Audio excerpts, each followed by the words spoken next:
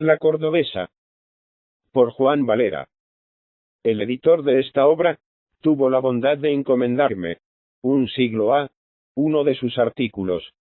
Y yo, como es natural, elegí la Cordobesa, por ser la provincia de Córdoba donde he nacido, y me he criado. Mi extremada desidia me ha impedido hasta ahora cumplir mi palabra de escribirle. Tal vez para constatar esta falta me presentaba yo un sinnúmero de dificultades y objeciones, por cuyo medio trataba de condenar el pensamiento del editor, a fin de justificar mi tardanza en contribuir a su realización con mi trabajo. ¿Qué diferencia esencial, ni siquiera qué diferencia accidental notable, puede haber o hay, pongo por caso, entre la cordobesa, la jaenense o la sevillana? Allá en lo antiguo quizás la hubiese, porque no eran tan fáciles las comunicaciones, y era más fácil el vivir aislado y sedentario. Pero en el día en que, no ya los hombres y mujeres de contiguas provincias, sino los de remotas naciones, longínquos países y apartadísimos reinos, se ven y visitan con frecuencia, ¿cómo ha de persistir esa variedad y distinción de tipos, dando ocasión a que se describan mujeres, que por sus costumbres, creencias, modos de sentir y de pensar, fisonomía, continente y traje, se diferencien hasta el punto de que las pinturas o descripciones, que de ellas se hagan, varíen por el asunto, y no sólo por el estilo del que pinta o describe? Además, me decía yo, aunque el sello de casta y el de nacionalidad sean indelebles, sin que acierte a borrarlos, o a confundirlos la continua convivencia, y el íntimo comercio espiritual, en esta época en que tanto se escribe, se lee y se viaja, en este siglo del vapor y la electricidad, del ferrocarril y del telégrafo, todavía no logro persuadirme de que haya también un sello de provincialidad, como hay sello de nación, de tribu o de casta. Lo peculiar y lo castizo, en lo que tienen de exclusivas estas calidades, provienen de divisiones, que hizo la naturaleza misma, y no de las divisiones administrativas, o políticas, esto es, artificiales, como son las divisiones por provincias.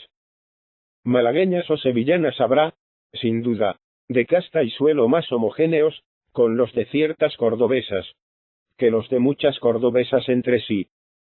Una mujer de Cuevas de San Marcos, por ejemplo, debe parecerse más a otra de Rute, que una de Rute a otra de Benalcázar, y más se parecerá la de Casariche, a la de Benamejí, que la de Benamejí a la de Almodóvar.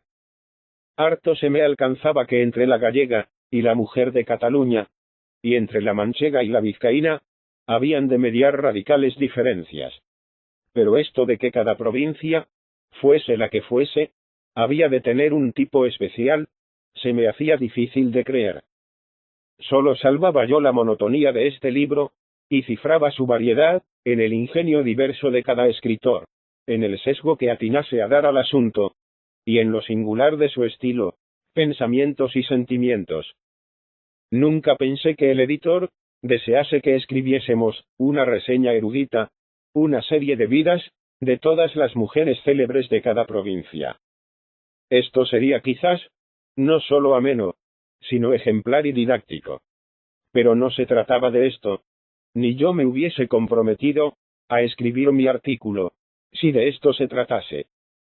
No era obra histórica, ni biográfica, la que se trazaba y proyectaba, sino cuadro de costumbres y pintura, al vivo o retrato fiel de lo que hoy se nota en cada provincia, en los usos, cultura, ideas y demás prendas, condiciones y actos de las mujeres.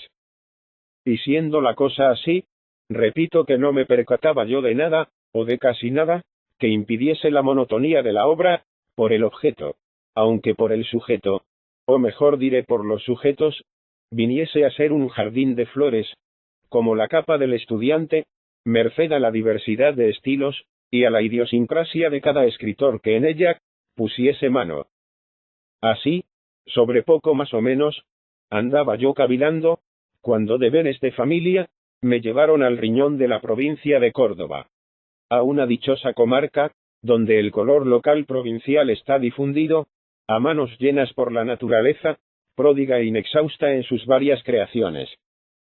Y estando este color, este sello, este tipo en todo, como, me dije yo, no ha de estarlo en la mujer, la cual es blanda cera para recibir impresiones, y duro bronce para conservarlas, sin que se desvanezcan. Más de 5 meses pasé en mi lugar, y en este tiempo mudé por completo de parecer, respecto al libro del señor Guijarro. No me quedaba excusa, para no escribir el artículo. Estaba persuadido de que, si la cordobesa que yo pintase, no era un tipo sui generis, era porque yo no sabía pintar, lo que estaba viendo de un modo claro. Me decidí, pues, desde entonces a hacer esta pintura, confesando con ingenuidad que, si no sale original y nueva, la culpa será mía y no del modelo. Una cosa me turba aún, y dificulta mi propósito. Al ver y tratar a la cordobesa del día, acuden a mi imaginación las ya, casi borradas especies, que desde mi niñez y primera juventud, harto lejanas por desgracia, dormían o estaban sepultadas en mi mente, de la cordobesa del primer tercio de este siglo. La disparidad entre el recuerdo y la impresión presente, me confunde un poco. El tipo cordobés femenino, no ha desaparecido, pero ha habido cambio, si bien el cambio, no ha sido de lo castizo a lo exótico. El cambio, ha sido por interior desenvolvimiento, de la propia esencia de la mujer cordobesa, la cual, como todas las esencias inmortales, permanece en su fundamento substancial, si bien adquiere nuevas formas y nuevos accidentes.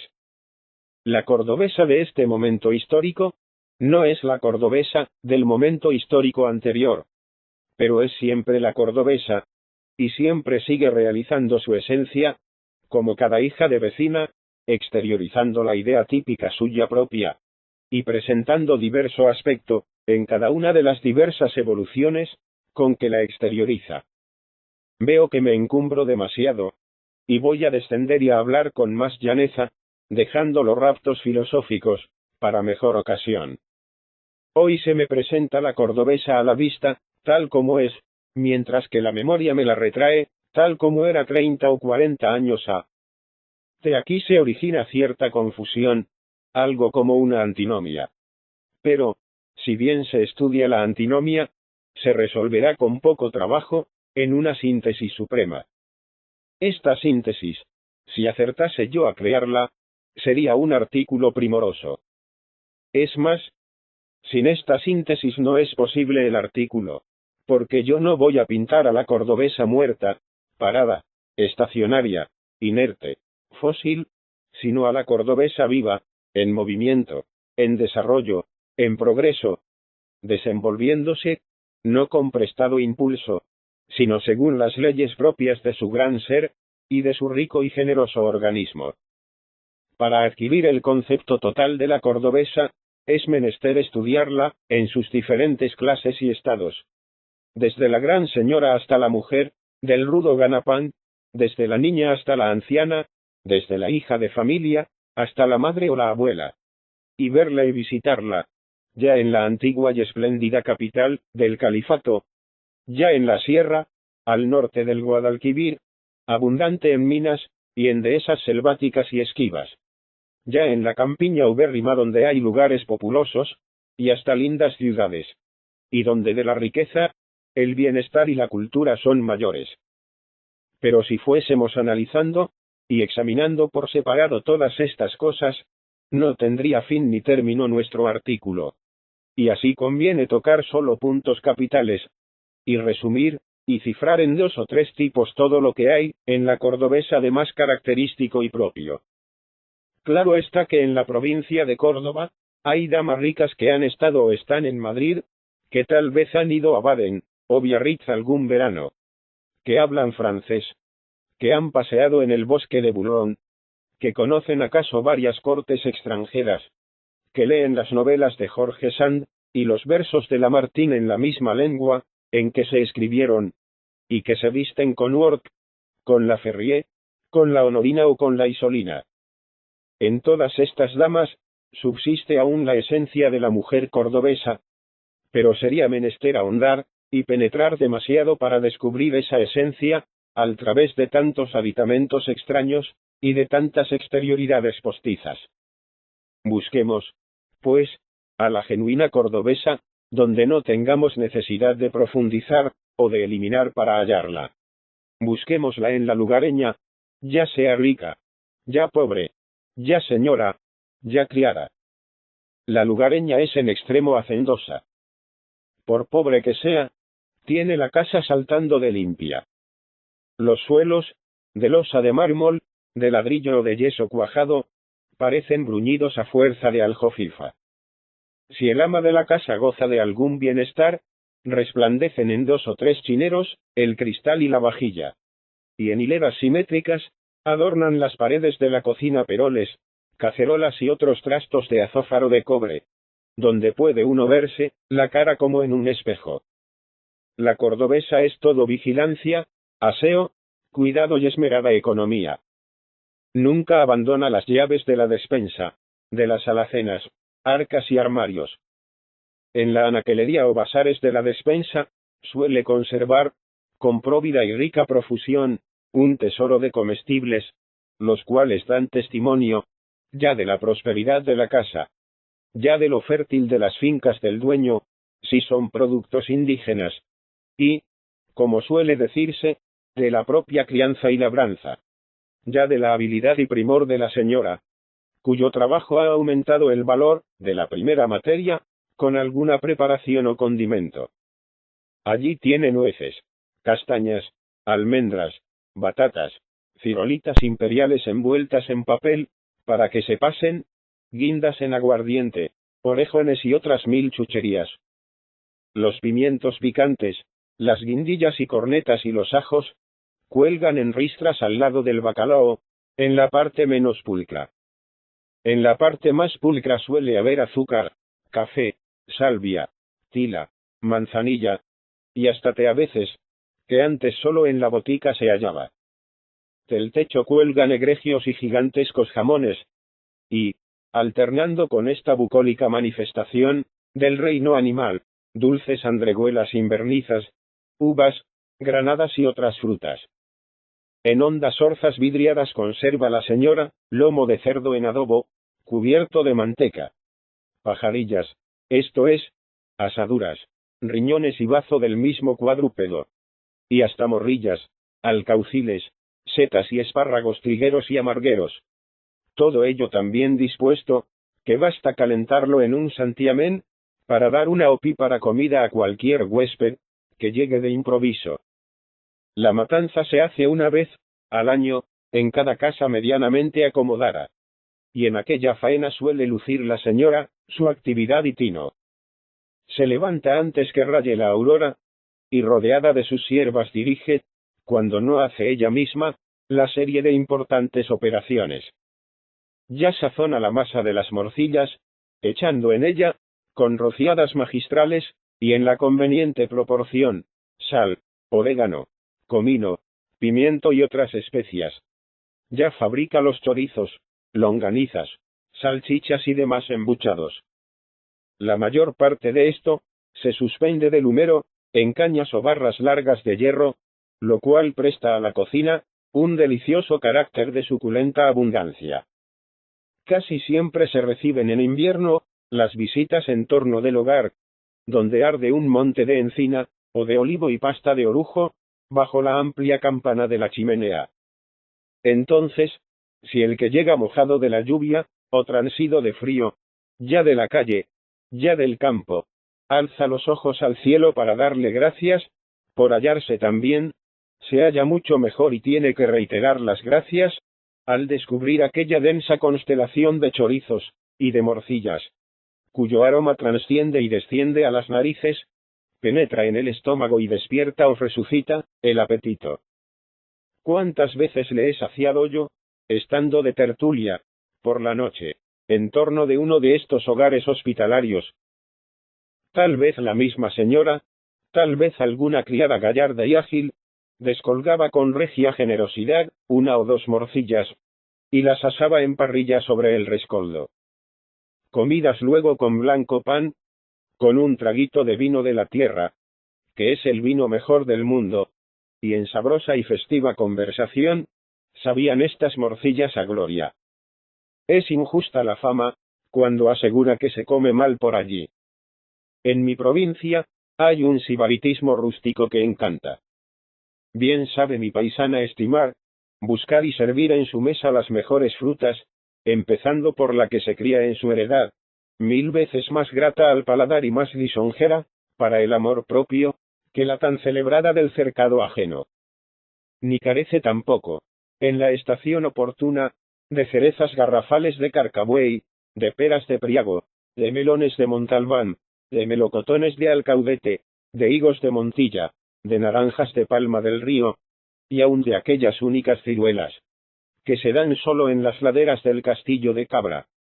Ciruelas, dulces como la miel, que huelen mejor que las rosas. En cuanto a las uvas, no hay que decir que son mejores ni peores, en ninguna parte, porque son excelentes en todas. Y las hay vaivenes, Pedro Jiménez, negras, albillas, don buenas, de corazón de cabrito, moscateles, baladíes, y de otros 1000 linajes o bidueños. Las aceitunas no ofrecen menor variedad, manzanillas, picudas, reinas, gordales, y qué sé yo cuántas otras. La mujer cordobesa se vale para prepararlas de 1000 ingeniosos métodos, y de 1000 aliños sabrosos.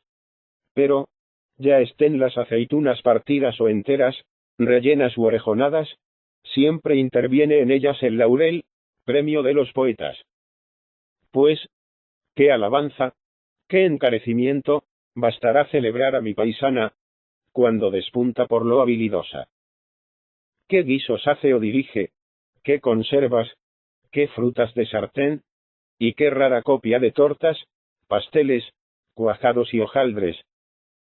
Ya con todo género de especierías, con nueces, almendras y ajonjolí, condimenta el morisco alfajor, picante y aromático. Ya la hojuela frágil, liviana y aérea. Ya el esponjado piñonate, y ya los pestiños con generoso vino amasados. Sobre todo lo cual derrama, la que tanto abunda en aquellas comarcas, silvestre y cándida miel, ora perfumada de tomillo y romero, en la heroica y alpestre fuente ovejuna, que en lo antiguo se llamaba la Gran Melaría. Ora extraída, merced a las venturosas abejas, del azahar casi perenne, que se confunde con el fruto maduro, por todos los verdes naranjales, en las fecundas riberas del Genil y del Betis. Sería cuento de nunca acabar si yo refiriese, aquí circunstanciadamente cuanto sabe hacer, y hace la cordobesa, en lo que atañe a pastelería, y repostería. No puedo, con todo, resistir a la tentación de dar, una somera noticia de lo más interesante. Hace la cordobesa gajorros, cilindros huecos, formados por una cinta de masa, que se enrosca en espiral, para los cuales, a fin de que crujan entre los dientes, y se deshagan luego con suavidad en la boca, es indispensable una maestría soberana, así en el amasijo como en la fritura. La batata en polvo y las carnes de manzana, membrillo y gamboa, que toda cordobesa prepara, debieran ser conocidas, y estimadas en las mesas de los príncipes, y magnates. Con el mosto hace la cordobesa gachas, pan y arropes infinitos, ya de calabaza, ya de cabellos de ángel y ya de uvas, aunque entonces toma el nombre de uvate, y deja el de arrope. Quiero pasar en silencio, por no molestar al lector, y porque no me tilde de prolijo, y tal vez de goloso, los hojaldres hechos de flor de harina y manteca de cerdo, en pella, los multiformes bizcochos, entre los cuales sobresale la torta o bollo maimón, los nuegados, los polvorones, las sopaipas, los almíbares y las perrunas, exquisitas, a pesar de lo poco simpático del nombre que llevan. Pero, ¿cómo no detenerse, en el debido encomio de ciertas empanadas, en mi sentir deliciosas, y tan propias y privativas de por allá, que la mujer que no haya nacido cordobesa, no poseerá jamás el quid divinum que para amasarlas, se requiere, ni acertará a darles, el debido punto de cochura. Estas empanadas son, en dicho sentido, incomunicables. Aunque en mayor escala, acontece con ellas lo que con el turrón de Gijona, que al instante se conoce la falsificación. Bien puede tener la más docta cocinera la receta auténtica, exacta, minuciosa, de estas empanadas. Apuesto a que no las hace, si no es de mi provincia. A quien no ha comido de tales empanadas, le parecerá abominable que, constando el relleno de boquerones o sardinas, con un picadillo de tomates y cebollas, se tomen las empanadas con chocolate. Pero así es la verdad, y están buenas, aunque parezca inverosímil. No es nuevo, este arte de repostería y pastelería, ni su florecimiento entre las cordobesas. Según un escrito fehaciente, reimpreso y divulgado poco a, la verdadera historia de la lozana andaluza, dicho arte florecía ya, a principios del siglo XVI. Aquella insigne mujer, que era cordobesa, hacía con admirable perfección casi todo, cuanto aquí hemos mentado, si bien el autor lo refiere de corrida, sin detenerse tanto como nosotros en el asunto. Probado deja, sin embargo, que ya entonces era parte, gay saber en la educación de mis paisanas, y que de madres a hijas, ha venido transmitiéndose hasta ahora, por medio de la tradición. Así es que cualquiera cordobesa, si no es manca y tiene mediano caletre, podrá jactarse en el día, como ha más de 3 siglos se jactaba la lozana, si es que la modestia lo permite, de que sobrepuja a Platina de Voluptatibus, y a Apicio Romano de Recoquinaria. Con todo, acerca de lo último, en lo tocante a cocina propiamente dicha, no hay, hablando con franqueza, tanto de qué jactarse, como en la parte de repostería. Este arte, incluyendo en él, aunque parezca disparatado, todo lo relativo a la matanza, es, en la provincia de Córdoba, un arte más liberal, menos entregado a manos mercenarias. Apenas si hay hidalga, por encopetada y perezosa que sea, que, según ya hemos dicho, no trabaje en estos negocios con seno e collamano. Ya sazona el adobo. Ya echa con su blanca diestra el aliño a las longanizas. Ya rellena tal cual chorizo, con un embudito de lata. Ya pincha las morcillas para que se les salga el aire, valiéndose de una aguja de hacer calceta, o de una horquilla, que desprende de sus hermosos cabellos. Suele, en verdad, venir a las casas, en los días de matanza, o en los que preceden a la Nochebuena, cuando se hacen 1000 golosinas, o durante la vendimia, para hacer el arrope y las gachas de mosto, o poco antes de Semana Santa, para solemnizarla con hojuelas, pestiños, gajorros y piñonate, alguna mujer perita, de 3 o 4 que hay siempre en cada lugar, la cual se pone al frente de todo. Pero rarísima vez la señora abdica en esta mujer por completo, y se sustrae a toda responsabilidad. Esta mujer no pasa de ser una ayudanta, una alter ego. Quien en realidad dirige es el ama.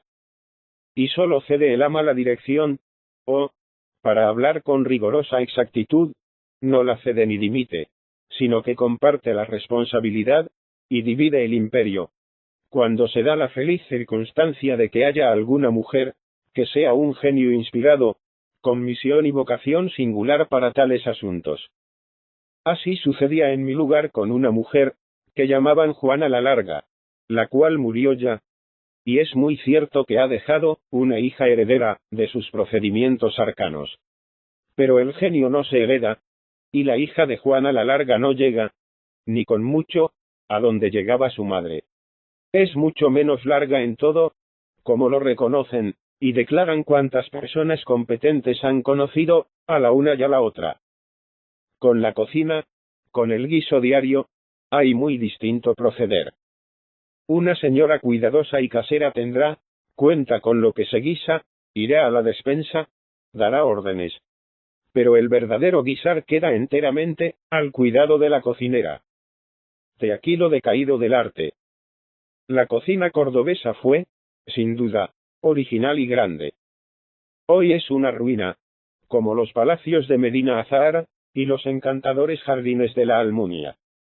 Solo quedan algunos restos, que dan señales, que son reliquias de la grandeza pasada.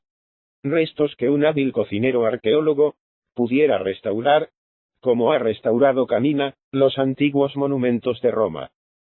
Sería menester una pericia técnica, de que carezco, para caracterizar aquí la cocina cordobesa, excelente aunque arruinada, y para definirla, y distinguirla entre las demás cocinas, de los diversos pueblos, lenguas y tribus del globo. El lector me perdonará que hable casi como profano en esta materia trascendente. Yo creo que, sin desestimar la cocina francesa, que hoy priva y prevalece en el mundo, hay restos y como raíces en la de Córdoba, que no deben menospreciarse. ¿Quién sabe si darán aún opimos frutos sin desnaturalizarse con injertos, sino conservando el ser castizo que tienen? Las habas, a pesar del anatema de Pitágoras, que tal vez las condenó como afrodisíacas, son el principal alimento de los campesinos de mi tierra. El guiso en que las preparan, llamado por excelencia cocina, es riquísimo. Dudo yo que el más científico cocinero francés, sin más que habas, aceite turbio, vinagre architurbio, pimientos, sal y agua, pueda sacar cosa tan rica, como dicha cocina de habas, preparada por cualquier mujer cordobesa. Del salmorejo, del ajo blanco y del gazpacho, afirmo lo propio. Será malo. Harán mil muecas y melindres las damas de Madrid, si le comen. Pero tomen los ingredientes, combínenlos, y ya veremos si producen algo mejor. Por lo demás, el salmorejo, dentro de la rustiqueza del pan prieto. Y los rojos pimientos y ajos duros, de que principalmente consta, debe pasar por creación, refinada en las artes del deleite, sobre todo si se ha batido bien, y largo tiempo por fuertes puños, y en un ancho dornajo. En cuanto al gazpacho, es saludable en tiempo de calor, y después de las faenas de la siega, y tiene algo de clásico y de poético. No era más que gazpacho lo que, según Virgilio, en la segunda égloga, preparaba Testilis, para agasajo y refrigerio de los fatigados segadores. Alia, serpillunque, herbas contunditolentes. Dejo de hablar de la olla, caldereta, cochifrito, ajo de pollo y otros guisados, por no tener diverso carácter en Córdoba, que en las restantes provincias andaluzas. Solo diré algo en defensa de la alboronía, por haberse burlado de ella un agudo escritor, amigo mío, y por habernos suministrado la ciencia moderna, un medio de justificarla, y aun de probar, o rastrear al menos, que la antigua cocina cordobesa, fue una cocina aristocrática o casi regia, que ha venido degenerando.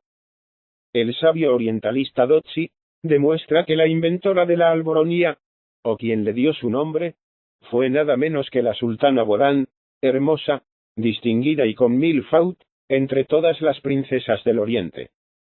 Tal vez el creador de la alboronía, dedicó su invención a esta sultana, como hacen hoy los más famosos cocineros, dedicando sus guisos, y señalándolos con el nombre, de algún ilustre personaje, así, hay solomillo a la Chateaubriand, salmón a la Chambord, y otros condimentos a la Soubise, a la Bismarck, a la Thiers, a la Emperatriz, a la Reina y a la Pío IX. Para mayor concisión, se suprime el nombre de lo guisado, y queda solo el del personaje glorioso. Por donde cualquiera, se come un Pío IX o un Chateaubriand, sin incurrir en antropofagia. Sin duda, así como, en vista del aserto irrefragable de Dozzi, la alboronía viene de la sultana Borán, la torta Maimón y los maimones, que son unas a modo de sopas, deben provenir del califa, marido de la susodicha Borán, el cual se llamaba Maimón, ya que no provengan del gran filósofo judío Maimónides, que era cordobés, y compatriota, por lo tanto, de los maimones, sopa, torta y bollo. Fuerza es confesar, a pesar de lo expuesto, que estas cosas se han maleado. Son como los refranes, que fueron sentencias de los antiguos sabios, y han venido a avillanarse. O como ciertas familias de clara estirpe, que han caído en baja y obscura pobreza. Lástima es, por cierto, que así pase. pues los primeros elementos son exquisitos, para la cocina en toda la provincia de Córdoba. Entre las jaras, tarajes, lentiscos y durillos, en la espesura de la fragosa sierra, a la sombra de los altos pinos, y copudos alcornoques, discurren valerosos jabalíes, y ligeros corzos y venados. Por toda la feraz campiña abundan la liebre, el conejo, la perdiz y hasta el sisón corpulento, y toda clase de palomas, desde la torcaz hasta la zurita. No bien empieza a negrear, y a madurar la aceituna, acuden de África los zorzales, cuajando el aire con animadas nubes. El jilguero, la oropéndola, la vegeta y el verderón, alegran la primavera con sus trinos amorosos. El gran Guadalquivir da mantecosos sábalos, y sollos enormes, y dan ancas de ranas, y anguilas suaves todos los arroyos y riachuelos. Sería proceder en infinito, si yo contase aquí los productos del reino vegetal, la flora de aquella tierra predilecta del cielo, sobre la cual, según popular convencimiento, y arraigada creencia, está verticalmente colocado, en el cénit, el trono de la Santísima Trinidad. Baste saber que las 1000 y tantas huertas de Cabra, son un paraíso. Allí, si aún estuviese de moda la mitología, pudiéramos decir que puso su trono Pomona.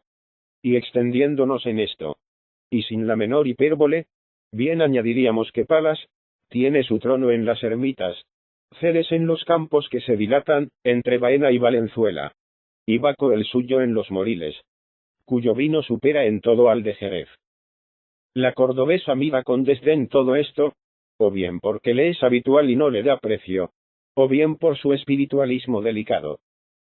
Sin embargo, algunas señoras se esmeran en cuidar frutas, y en aclimatar otras poco comunes, hasta ahora en aquellas regiones, como la fresa y la frambuesa.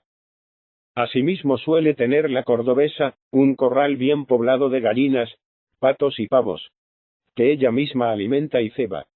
Y ya logra verse, aunque rara vez, la desentonada y atigrada gallina, de Guinea. El faisán sigue siendo para mis paisanas, un animal tan fabuloso como el fénix, el grifo o el águila bicípite. Donde verdadera, y principalmente se luce la cordobesa, es en el manejo interior de la casa. Los versos en que Schiller encomia a sus paisanas, pudieran con más razón aplicarse a las mías. No es la alemana la que describe el gran poeta. Es la madre de familia de mi provincia, o de mi lugar. Ella en el reino aquel prudente manda, reprime al hijo y a la niña instruye, nunca para su mano laboriosa, cuyo ordenado tino, en rico aumento del caudal influye. ¿Cómo se afana? Cómo desde el amanecer, va del granero a la bodega, y de la bodega a la despensa. Cómo atisba la menor telaraña, y hace al punto que la desollinen, cuando no la desollina ella misma. Cómo limpia el polvo de todos los muebles. Con qué esmero alza en el armario o guarda, en el arca, o en la cómoda la limpia ropa de mesa y cama, sahumada con alucema. Ella borda con primor, y no olvida jamás los 1000 pespuntes, calados, dobladillos y vainicas que en la miga le enseñaban, y que hizo y reunió en un rico dechado, que conserva como grato recuerdo. No queda camisa de hilo, o de algodón que no marque, ni calceta cuyos puntos no encubra y junte, ni desgarrón que no zurza, ni rotura que no remiende. Si es rica, ella, y su marido y su prole, están siempre aseados y bien vestidos. Si es pobre, el domingo y los días de grandes fiestas, salen del fondo del arca las bien conservadas calas, mantón o pañolón de Manila, rica saya y mantilla para ella, y para el marido, una camisa bordada con pájaros y flores, blanca como la nieve, un chaleco de terciopelo, una faja de seda encarnada o amarilla, un marsellé remendado, unos zahones con botoncillos de plata dobles, y de muletilla, y unos botines prolijamente bordados de seda, en el bien curtido becerro. Sobre todo esto, para ir a misa, o a cualquier otra ceremonia, o visita de cumplido, se pone mi paisano la capa. Sería una falta de decoro, casi un desacato, presentarse sin ella, aunque señale el termómetro 30 grados de calor. En efecto, la capa, como toda vestidura talar y rozagante, presta a la persona cierta amplitud, en tono y prosopopeya. No es esto decir que en mi tierra no se abuse de la capa.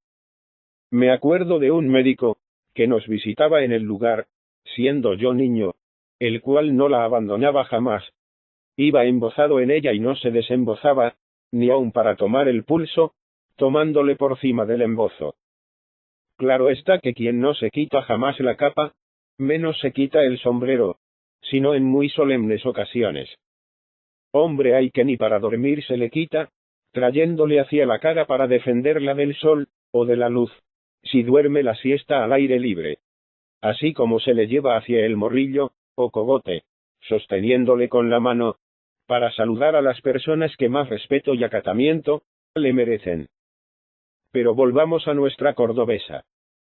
Pobre o rica se esmera, como he dicho, en la casa.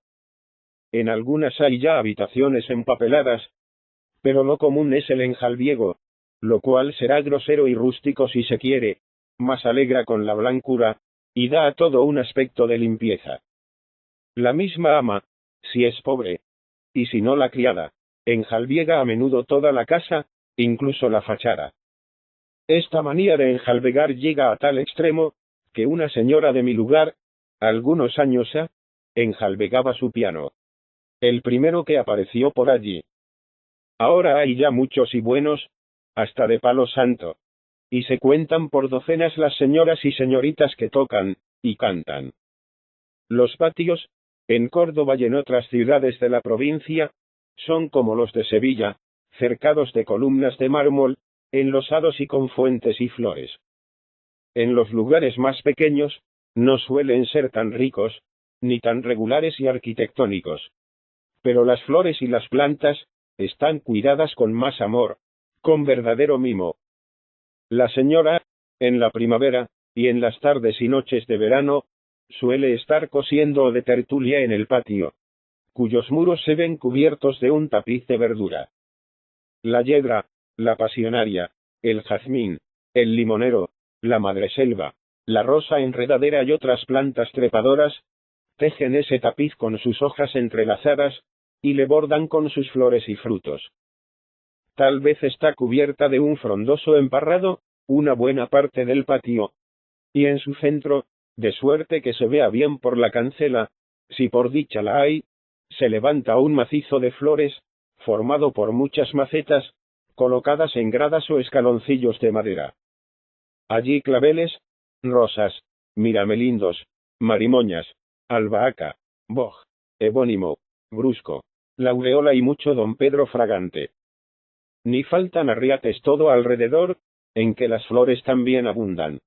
Y para más primor y amparo de las flores, hay encañados vistosos, donde forman las cañas mil dibujos y laberintos, rematando en triángulos, y en otras figuras matemáticas. Las puntas superiores de las cañas, con que se entretejen aquellas rejas o verjas, suelen tener por adorno sendos cascarones de huevo, o lindos y esmaltados calabacines. Las abejas y las avispas zumban, y animan el patio durante el día. El ruiseñor le da música por la noche. En el invierno, la cordobesa tiene buen cuidado de que plantas de hoja perenne hermoseen su habitación. Canarios o jilgueros recuerdan la primavera con sus trinos. Y si el amo de casa es cazador, no faltan perdices y codornices cantoras en sus jaulas, y las escopetas y trofeos de caza adornan las paredes. En torno del hogar, casi en tertulia con los amos, vienen a colocarse los galgos y los podencos. Todavía en las casas aristocráticas, de los lugares, suele haber uno como bufón o gracioso, que recuerda, si bien por lo rústico, al lacayo de nuestras antiguas comedias. Este gracioso posee 1000 habilidades, caza zorzales con silbato y percha, y jilgueros con liga o red, y pesca anguilas metiéndose en los charcos y arroyos, y cogiéndolas con la mano. Alguno de estos suele tener su poco de poeta. Da los días a la señora en décimas, y compone coplas en su elogio. y sátiras contra los rivales o contrarios de sus amos. Acompaña también y entretiene a los niños, y sabe una multitud de cuentos, que relata con animación y mucha mímica. La criada del lugar no deja de saber, también muchos cuentos, y los cuenta con gracia. Los sabe de asombros, de encantos y de amores. Y todos estos son serios. Para lo cómico y jocoso, atesora una infinidad de chascarrillos picantes. Siendo yo pequeñuelo, no me hartaba nunca de oír cuentos que me contaban las criadas de casa. El más bonito, el que más me deleitaba, era el de doña Guiomar, cuyo argumento, en lo esencial, es el mismo del drama indio de Kalidasa, titulado Sakuntala. Los árabes, sin duda, trajeron este cuento y otros 1000, en la Edad Media, desde el remoto Oriente. La criada que descuella por lo lista, amena y entretenida, se capta la voluntad, y se convierte siempre en la acompañanta o favorita del ama, o de la niña o señorita soltera. Viene a asemejarse a la confidenta de las tragedias clásicas, y aún puede hacer el papel de Enone. De todos modos va con su ama a visitas, a misa y a paseo, le lleva y le trae recados, y procura tenerla al corriente de cuanto pasa en el lugar. A esto de saber vidas ajenas y de murmurar, menester es confesarlo, hay una deplorable afición en las hidalgas y ricas labradoras de por allí. Por lo demás, si hay algo de cierto en el mordaz proverbio que dice: al andaluz hacedle la cruz, y al cordobés de manos y pies, bien puede afirmarse que no reza con las mujeres. Antes son víctimas las pobrecitas de los levantiscos, alborotados y amigos de correr la que son generalmente los maridos. Ya dice uno que va al campo a ver las viñas o los olivares, y a inspeccionar la poda, la cava u otra labor cualquiera.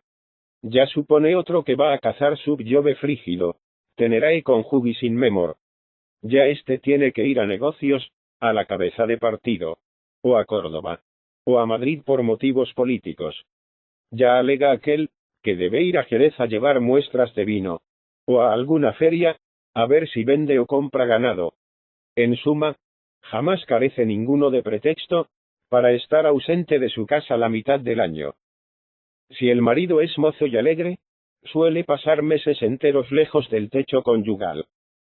La tierna esposa, entre tanto, queda en la soledad y en el abandono, y si a menudo se ve asediada por los pretendientes, imita a Penélope y aún se le adelanta, pues al cabo su marido ni fue a pasar trabajos, y a aventurar la vida en la guerra de Troya, ni de fijo, salvo raras y laudables excepciones, se muestra más fosco y zahareño que Ulises, con las Circes y Calipsos que en mesones, hosterías, fondas y otras partes se le aparecen. Muy de maravillar y muy digna de alabanza, es esta fidelidad resignada de la cordobesa. No negaré, con todo, que a veces agota a la cordobesa la resignación, y rompe el freno de la paciencia. Entonces estallan los celos como una tempestad.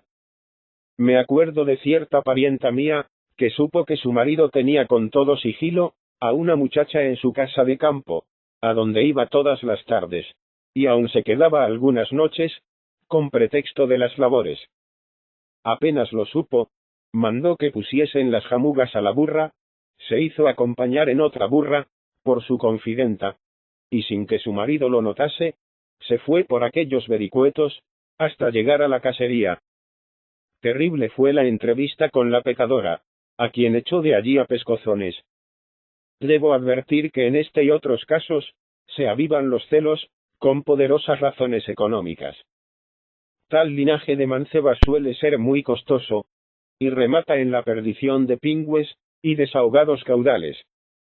No se origina el gasto, ni nace de las galas y dijes, coches y primores que hay que comprar a la muchacha, ni del boato y pompa, con que es menester sostenerla. Aunque todo es relativo y proporcional, y en algo de esto se gasta también. La hetera del lugar es menos exigente, pedigüeña y antojadiza que las coras, las baruquis, las paivas y otras famosas heteras parisinas. Pero aquellas son solas, se diría que nacieron como los hongos, y la lugareña tiene un diluvio de parientes, que se lanza y abate sobre la casa y la hacienda del mantenedor enamorado, como bandada de langostas hambrientas y voraces. Los primos, los sobrinos, los cuñados, la madre, las tías, todos, en suma, se creen con derecho a cuanto hay. Con derecho al trabajo. Y por consiguiente, con derecho a la asistencia y a la holganza. El aceite sale de tu bodega, no por panillas, sino por arrobas. Las lonjas de tocino vuelan de la despensa. Las morcillas transponen. La manteca se evapora.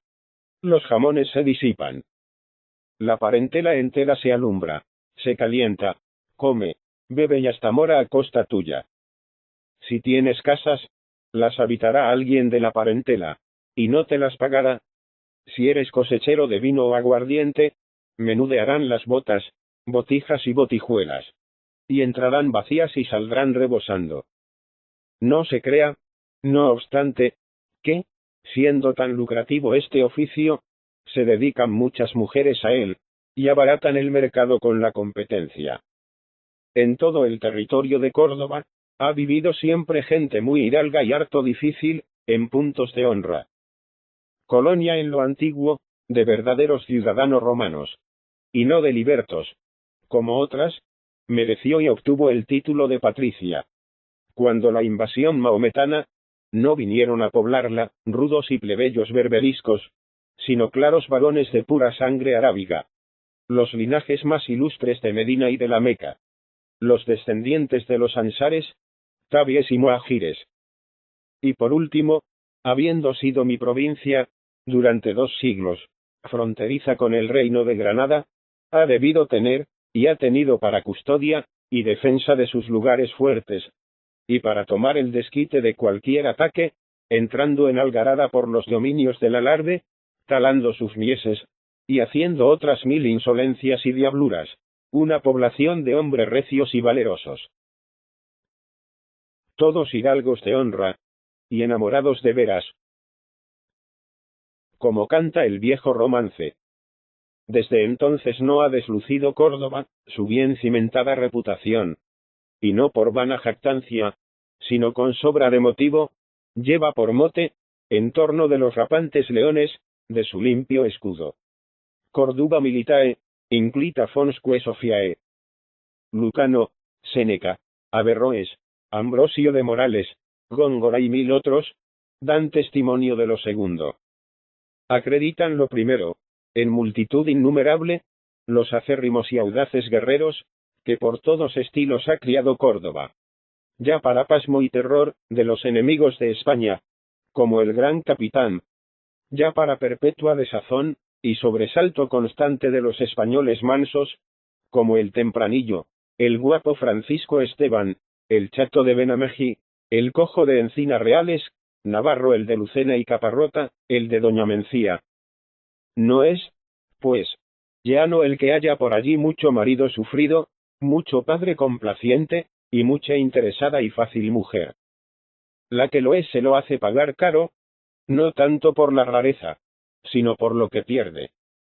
Solo a fuerza de regalos, y de espléndida generosidad, y deslumbrando con su lujo, se hace perdonar en ocasiones sus malos pasos.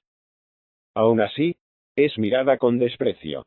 Y no suelen llamarla con su nombre de pila, sino con un apodo irónico, como, por ejemplo, la galga, la joya, la guitarrita. Tal vez la designan con el nombre genérico del país, de que es natural, como para designar su origen forastero. Y de estas he conocido yo a la murciana, a la manchega y a la tarifeña. Si alguna mocita soltera, o alguna casada joven, siente veleidades de dejarse seducir y sonsacar, hay con frecuencia un padre o un marido, que la sana y endereza, con una buena vara de mimbre. Ni debe estar muy seguro, y descuidado el seductor, por mucho respeto que inspire. No basta a veces la inocencia, si es que infunde recelos a algún galán. Cierto compañero mío de colegio, en el Sacro Monte, fue, años a curar las almas en un lugar de mi provincia. Era gran teólogo, recto y virtuoso, pero bien hablado, elegantísimo, peripuesto y agradable. Era hombre, que en el siglo XVIII hubiera figurado, en una corte, como el más delicioso abate. Pues bien, en el pueblo la tomaron con él, y, como vulgarmente se dice, le abroncaron. El bronquis que le dieron, llegó hasta tirarle algunos tiros, pero con pólvora solo, para asustarle. Él calculó que de la pólvora, si no surtía efecto, se podría con facilidad pasar a los perdigones, y se largó con la música y la teología, a otra parte menos difícil. Semejantes extremos son raros, por fortuna. La cordobesa no es coqueta, sino muy prudente y sigilosa, y a nadie compromete. Aunque sea de la más humilde condición, acostumbra a desahuciar al paciente enamorado, hablando de su honor, como las damas calderonianas. Cuando esto no basta, ni chilla, ni alborota, ni escandaliza, pero se defiende cual una pentesilea. Lucha como el ángel luchó con Jacob, en las tinieblas de la noche. Y robusta, aunque angélica, suele echarle la zancadilla, derribarle, y hasta darle una soba, todo con muda elocuencia, y en silencio maravilloso. Y no se extrañe esto, porque en la clase de muchachas pobres, y aun en algunas acaudaladas labradoras, es notable la robustez. Son más duras que el mármol, no sólo de corazón, no sólo en el centro, sino por toda la periferia. Cierto día hicimos una gira de campo, con las más garridas y principales mozas del lugar. Una de ellas, creyendo el asiento más alto, se sentó de golpe sobre un montón de tejas. Eran de las macizas y mejores de Lucena. 3 vimos rotas. Ella nos dijo con encantadora modestia que ya, antes de la caída, lo estaban. No se entienda, por lo dicho, nada que amengüe, o desfigure en lo más mínimo, la esbeltez y gentileza de mis paisanas. Una cosa es la densidad y la firmeza, y otra el desaforado volumen. La moza, que desde niña trabaja, anda mucho, y va a la fuente que está en el ejido, volviendo de allí con el cántaro lleno, apoyado en la cadera, o con la ropa lavada por ella en el arroyo, es fuerte, pero no gorda. La fuente o el pilar, era el término de mi paseo cotidiano, y allí me sentaba yo en un poyo, bajo un eminente y frondoso álamo negro. Al ver lavar a las chicas, o llenar los cántaros y subir con ellos tan gallardas, airosas y ligeras, por aquella cuesta arriba, me trasladaba yo en espíritu, a los tiempos patriarcales. Y ya me creía testigo de alguna escena bíblica, como la de Rebeca y Eliezer. Ya, comparándome con el prudente rey de Ítaca, me juzgaba en presencia de la princesa Nausicaa, y de sus amables compañeras. Nada de miriñaques ni ahuecadores, en aquellas muchachas. El pobre vestido corto, sobre todo en verano, se ciñe al cuerpo y se pliega graciosamente, velando y revelando las formas juveniles, como en la estatua de Diana Cazadora. Por desgracia, las damas del lugar han adoptado, en cuanto cabe, casi todas las modas francesas, y van perdiendo el estilo propio de vestir y peinarse. Todas usaron ingentes miriñaques totales, y ahora usan el miriñaque parcial y pseudocalípigo, que priva. El día menos pensado abandonarán la mantilla, y se pondrán el sombrerito. Todas se peinan, tomando por modelo el figurín, y suelen llamar a este peinado de cucuné, o de remangué, a fin de darle, hasta en el nombre, cierto carácter extranjero. Las faldas, en vez de llevarlas cortas, las llevan largas, y van barriendo con la cola el polvo de los caminos. En resolución, es una pena, este abandono del traje propio y adecuado. A pesar de tales disfraces, la belleza, o al menos la gracia, el garbo y el salero, son prendas comunes en mis paisanas. Tienen en el andar mucho primor, y más aún si bailan. Los rigodones, y el vals, y la polca se van aclimatando. Pero el fandango no se desterró todavía. Hasta las señoritas salen a hacer una mudanza, si las sacan y obligan en cualquiera fiesta campestre, y se mueven y brincan con gallardía y desenfado, y repiquetean con brío las castañuelas. Mujeres hay del pueblo que, en esto de bailar y tocar las castañuelas, vencen a la Teletusa, celebrada por Marcial, en aquel epigrama que principia.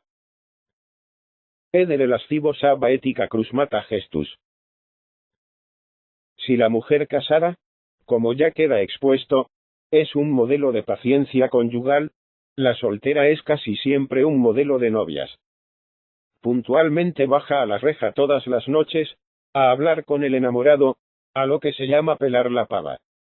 En cada calle de cualquier lugar de Andalucía, se ven, de 10 a 1 de la noche, sendos embozados, como cosidos a casi todas las rejas. Tal vez suspira él y exclama, «¡Qué mala es usted!» Y ella responde, «Pues no, que usted». Y exhala otro suspiro. Así se pasan horas y horas. Tiene tal encanto este ejercicio, para el hombre sobre todo, que no pocos noviazgos, se prolongan más que el de Jacob y Raquel, que duró 14 años, solo por no perder el encanto de pelar la pava. Las pobres muchachas lo sufren con paciencia, pero languidecen y se ponen ojerosas. Verdad es que luego, cuando se casan, no sucede, como en otras partes, que la mujer sigue sirviendo, trabajando y afanando. Aunque sea el novio un miserable jornalero, procura que su novia, no bien llega a ser su mujer, salga de todo trabajo, no vuelva a escardar ni a coger aceituna, y sea en su casa como reina y señora. Si está sirviendo, se despide y deja de servir, y ya no cose, ni lava, ni plancha, ni friega, ni guisa, sino para su marido y para sus hijos.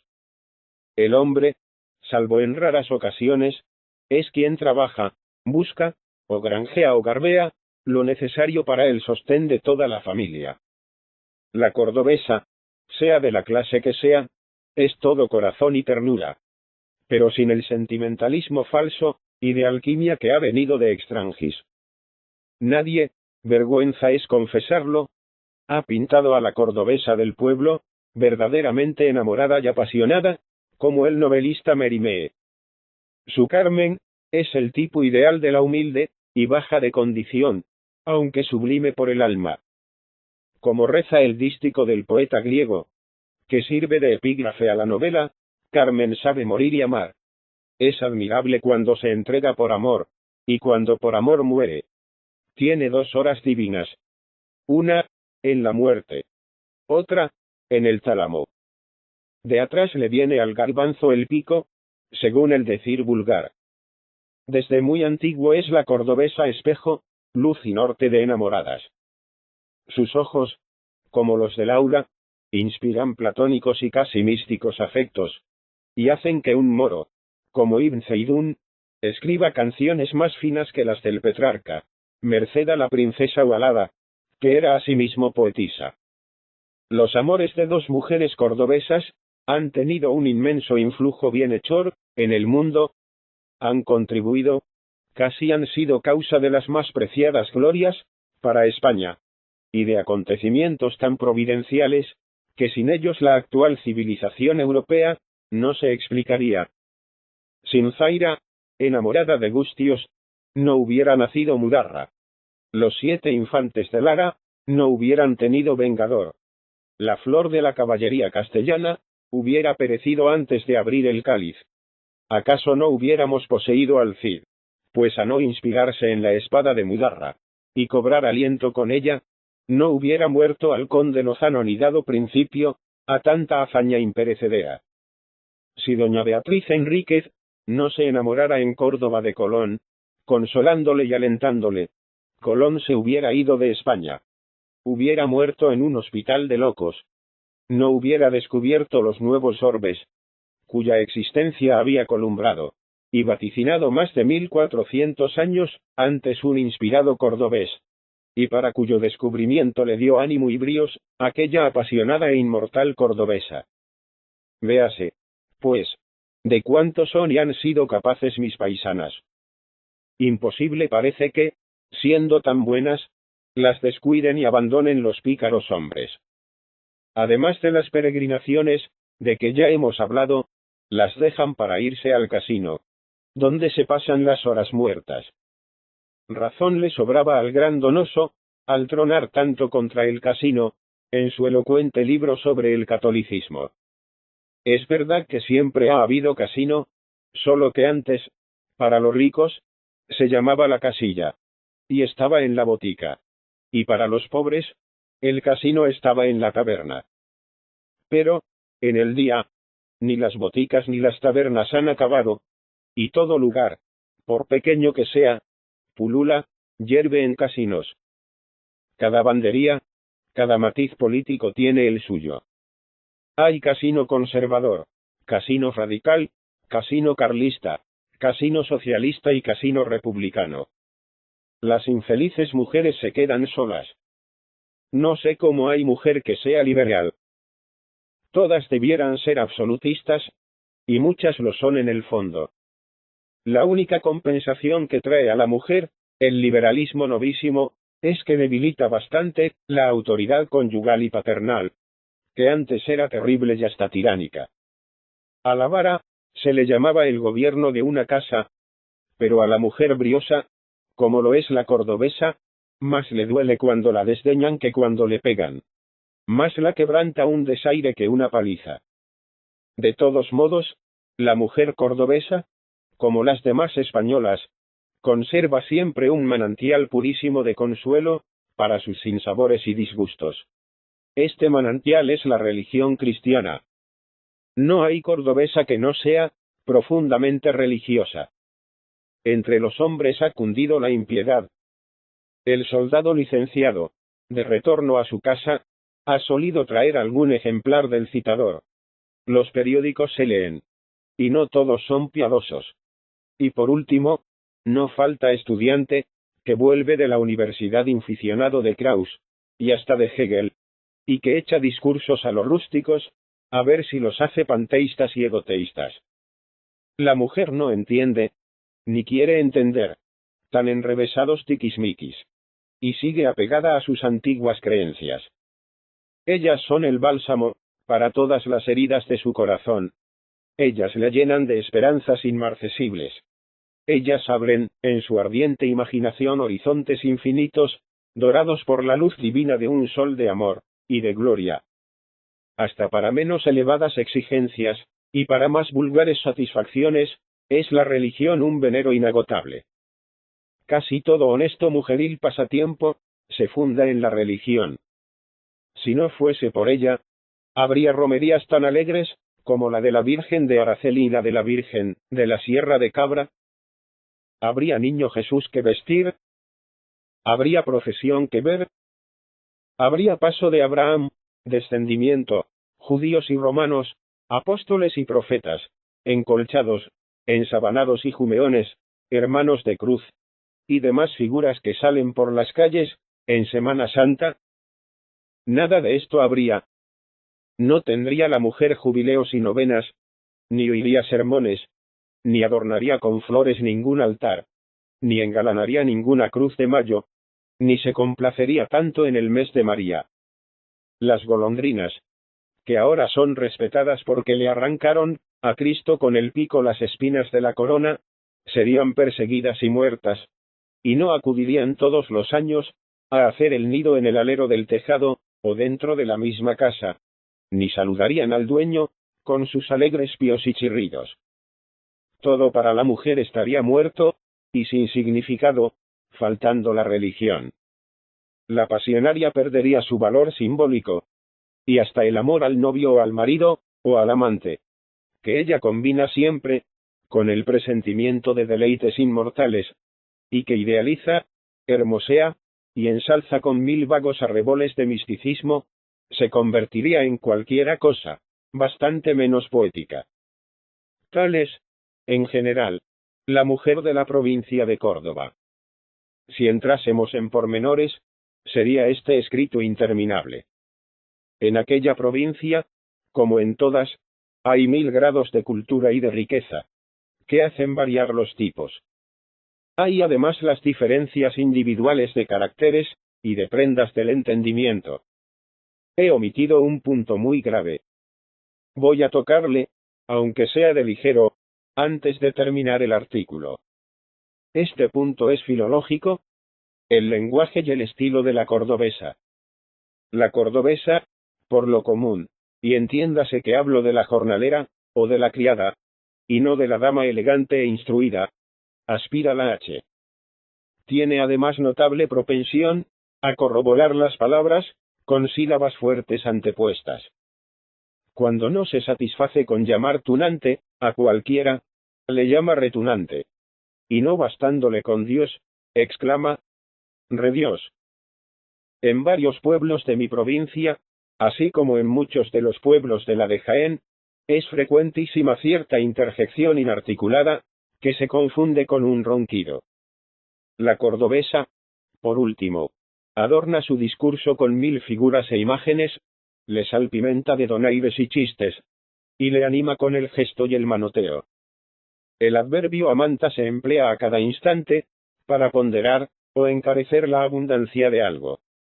Las voces mantés, mantesón, mantesada y mantesonada, mantesería y mantesonería, salpican o llenan tanto todo coloquio, como en mala gana de charrán y sus derivados.